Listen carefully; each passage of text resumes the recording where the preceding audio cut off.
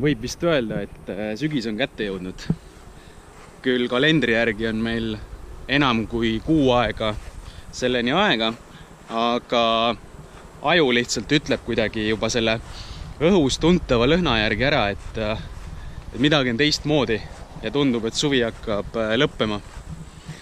Ilmad on küll veel sellised suviselt soojad, aga mis võib-olla õhtusel ajal muutunud on ja mis minu tähelepanu eriti tõmmanud on viimasel ajal, on just see, kuidas öine taevas on väga palju hämaramaks läinud. Vaikselt tuleb välja linnutee, on näha siis erinevaid tähti, kusjuures augustis on ka langevaid tähti väga palju näha.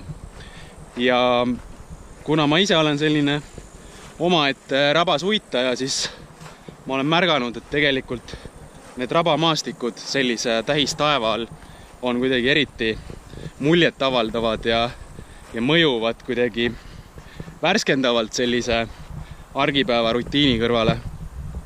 Nii et ma otsustasin need kõik head omadused kokku panna ja tehagi ühe sellise mõnusa rabas kulgemise läbi öö ja teha seda just sellises kohas, kus inimesed väga sageli ei käi. Seal ei ole laudteed ega midagi. Ja seda puhku siis on meil abiks just räätsad. Matka teen just sellisele väiksele seltskonnale kuni 6 inimest. Ja tegelikult ma isegi teen neid matkasid läbi nädala. Nii et kui üks päev sulle ei sobi, äkki leiame mingi muu päeva. Kui sa ka vaatad, et kellaaeg võib-olla ei ole päris see, et tahaks natuke varem, ka selles osas annab alati läbi rääkida.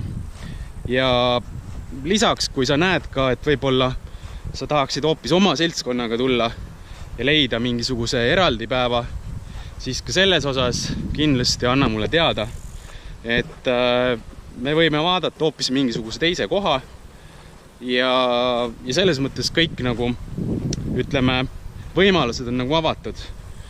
Et mina olen igatahes olemas ja ma loodan, et kohtume ühel õhtupoolikul kuskil Rabaserval.